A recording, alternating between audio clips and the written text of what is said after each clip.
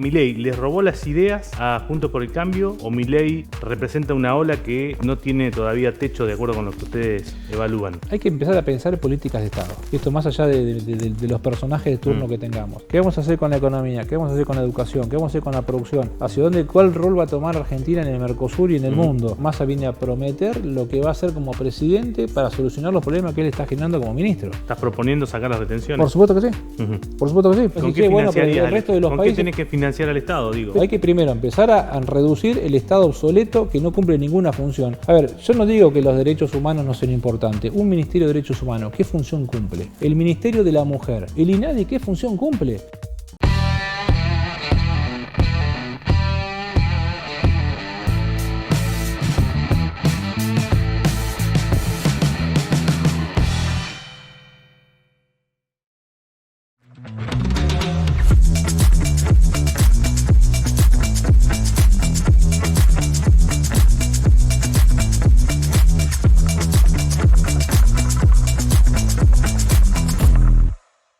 ¿Milei les robó las ideas a Juntos por el Cambio o Milei representa una ola que no tiene todavía techo de acuerdo con lo que ustedes evalúan?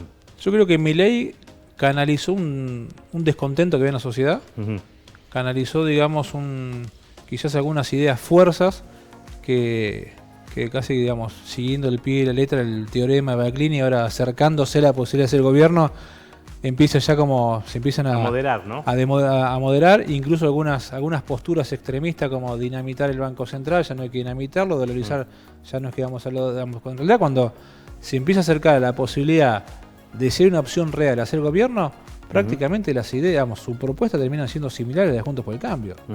No vamos a eliminar los planes sociales, no vamos a hacer esto, no se puede eliminar retenciones de cero, hay que llegar a un equilibrio. O sea, una cosa es lo que dice Milei a los gritos en tele, otra cosa es lo que sus economistas empiezan a decir en concreto y cómo lo van a hacer. Entonces yo digo que la propuesta que representa Juntos por el Cambio con la que representa Javier Milei no hay mucha diferencia. ¿Cuál es el agregado de valor? Que Juntos por el Cambio tiene experiencia, tenemos un equipo impresionante a nivel nación y a nivel provincia, tenemos dirigentes de peso y con trayectorias, tenemos territorio, porque bueno, solamente gestionar no es un presidente sentado en el sillón de Rivadavia diciendo vamos para allá. Son los gobernadores, son los intendentes, son los concejales, son los diputados. Junto con el Pagame puede llegar a tener hasta 10 gobernadores. Tal cual, digamos, yo creo que eso es un peso que... A ver, acá hay que hacer una transformación del Estado impresionante a partir del 10 de diciembre, lo cual no va a ser fácil. La bomba económica que nos van a dejar va a ser tremenda. Va a haber que tomar decisiones que van a ser drásticas y se va a necesitar acompañamiento político, incluso mucho más por afuera de lo que es Juntos por el Cambio. Y muchos de los proyectos, sobre todo por ahí a nivel nacional, de reforma del Estado, de baja de impuestos, van a necesitar 2/3 y Juntos por el Cambio solo esos 2/3 no los tiene. Ahí vos vislumbrás algún tipo de futuro entendimiento o búsqueda de un entendimiento con el sector de Milei que podría llegar a tener una buena cosecha de legisladores, aún si repite en la general lo de las PASO, va a conseguir un bloque importante.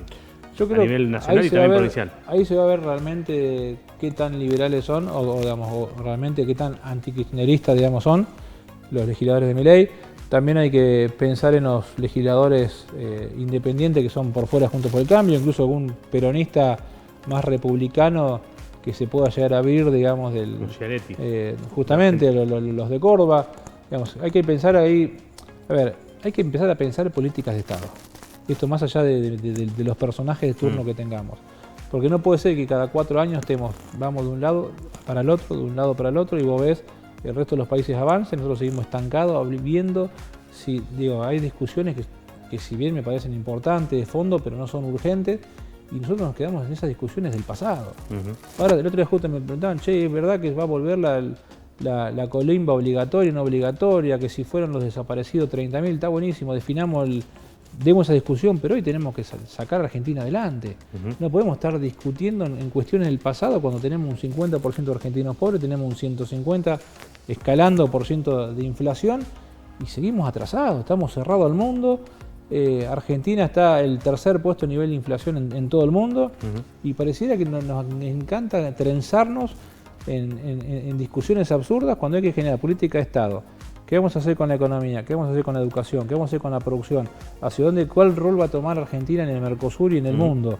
Y eso tiene que trascender sí o sí a los partidos, a los gobiernos de turno, porque si no estamos cada 4 años cambiando de eje.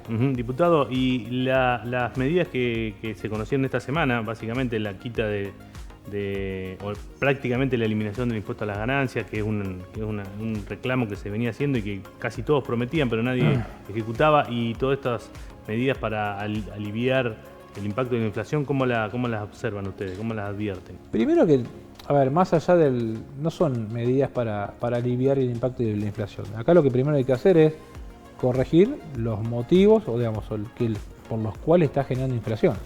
Si no, vamos a estar toda la vida tomando medidas, parches, atrás de la inflación, y nunca vamos a resolver el problema de fondo, que es la emisión monetaria y es el excesivo gasto público, que gastamos mucho más de lo que ingresa. Es exactamente lo mismo que pasa en una familia. Si gastás más de lo que entra, en algún momento te fundís. Y Argentina está quebrada, está fundida y no tenemos financiación. Se nos cortaron las tarjetas, no tenemos plata en la cuenta y acá la diferencia que tiene el Estado, que tiene la maquinita para imprimir. O sea, cualquier medida que estamos tomando, y sobre todo electoralistas, porque, a ver, este gobierno Massa viene a prometer lo que va a hacer como presidente para solucionar los problemas que él está generando como ministro.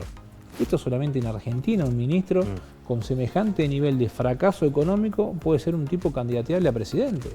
Esto no tiene ninguna explicación lógica ni de sentido común. Entonces, las medidas que van a tomar, buenísimo, sí, alivia un poquito, digamos, porque es un poco, porque es un alivio que después, en realidad, cobras un poco más, pero se te va todo tus ingresos en el supermercado. Sí. Pero no estamos solucionando el problema de fondo que es la inflación.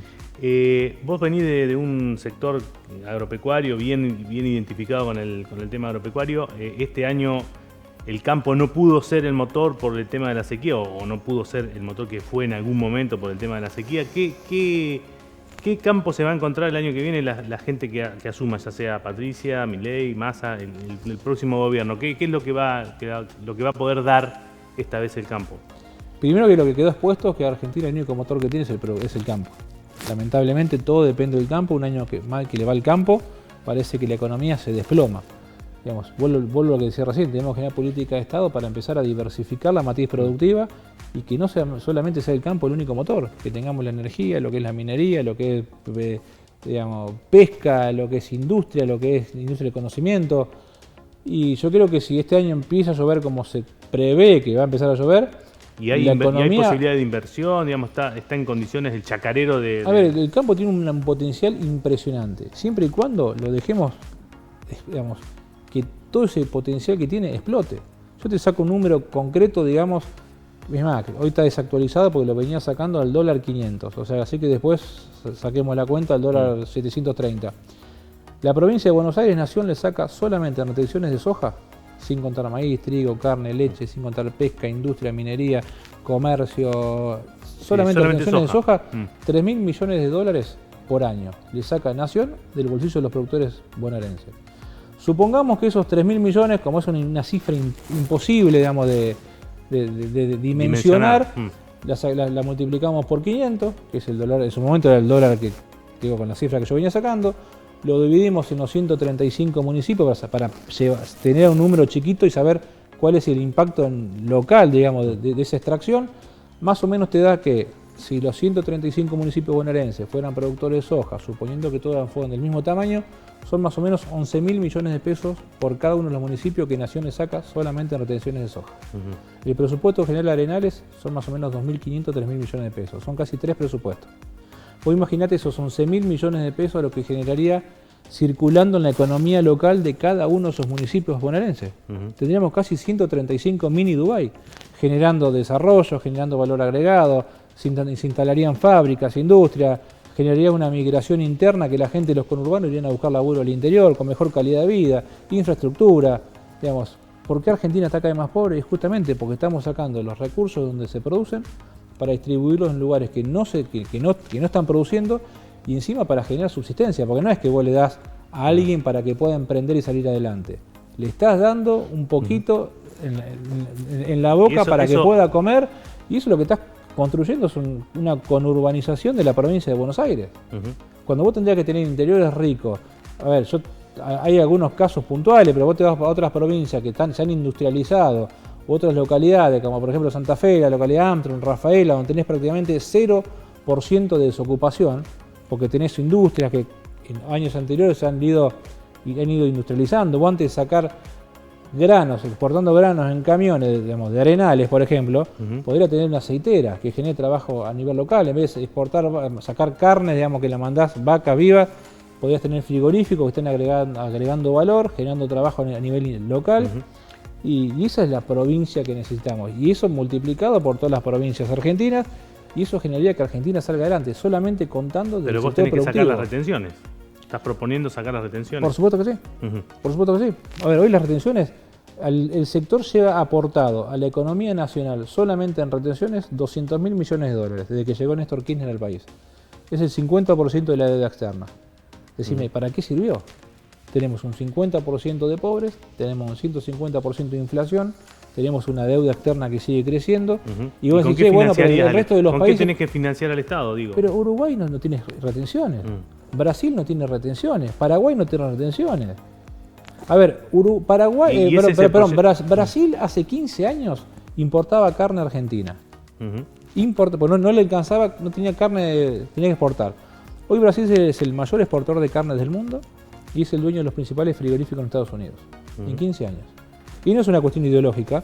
Lula acaba de dar hace un mes y pico, crédito por 75.000 millones de dólares al sector productivo brasilero, la izquierda, Lula. Entonces, y no existe retención. Entonces, esto no es de qué manera sostenemos el Estado. Hay que primero empezar a reducir el Estado obsoleto que no cumple ninguna función. A ver, yo no digo que los derechos humanos no sean importantes. Un Ministerio de Derechos Humanos, ¿qué función cumple? El Ministerio de la Mujer, y no digo que no tengamos que tener política, digamos, hacia las mujeres, pero ¿qué función cumple? El INADI, ¿qué función cumple? Y multiplicarlo esto por todas las provincias que tenemos, por cada uno de los 135 municipios. Hay municipios que tienen Secretaría de Derechos Humanos, municipios. Dejémonos de joder y hacer estupideces. Eficienticemos el Estado, hagámoslo un poco más chico, pero no digo chico por una cuestión de recortar, sino más eficiente. Que donde estemos pagándole a una persona un sueldo que cumple una función, que le genera un rédito al contribuyente. Si no estamos tirando guita, es una cueva de ñoqui a nivel nacional, provincial, municipal. Y no puede ser, digamos, que...